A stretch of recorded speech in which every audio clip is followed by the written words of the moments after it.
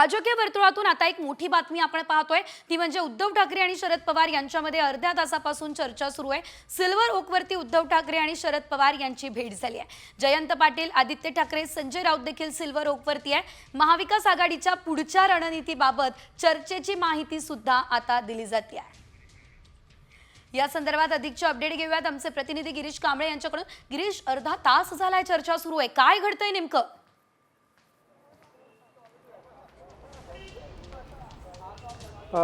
अर्धा तासापासून उद्धव ठाकरे शरद पवार यांच्यात बैठक सुरू आहे।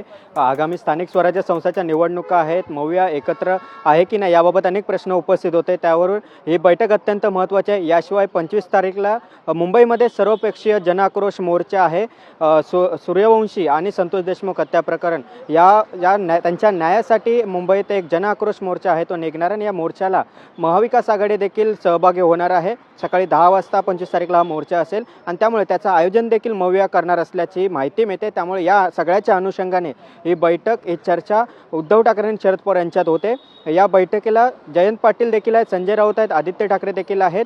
त्यामुळे ही बैठक अत्यंत महत्त्वाची आहे। विधानसभा निवडणुकीनंतर खरं तर महाविकास आघाडीच्या नेत्यांची एक मोठी बैठक झालेली नाही। उद्धव ठाकरे आणि शरद पवारांची पहिली भेट आहे आणि त्यामुळे या विधानसभा निवडणुकीच्या निकालानंतर चर्चा होत्या की मौया संवाद नाही, विसंवाद आहे, मौया तुटली, अशा पद्धती चर्चा होत्या। त्यानंतर ठाकरे गट आहे ते स्वबळावर लढणार असल्याच्या देखील चर्चा होत्या। दुसरीकडे शरद पवारांनी देखील सांगितलं होतं की लवकरच आम्ही बैठक बोलू आणि अशातच आज ही बैठक होते। मागील अर्धा तासापासून आहे ती या दोन वरिष्ठ नेत्यांमध्ये बैठक होते। मात्र या बैठकीत निश्चितच धन्यवाद गिरीश दिलेल्या सर्व सविस्तर अपडेटसाठी। एकंदरीत आपण पाहतोय महाविकास आघाडीची पुढची रणनीती या बैठकीत ठरते।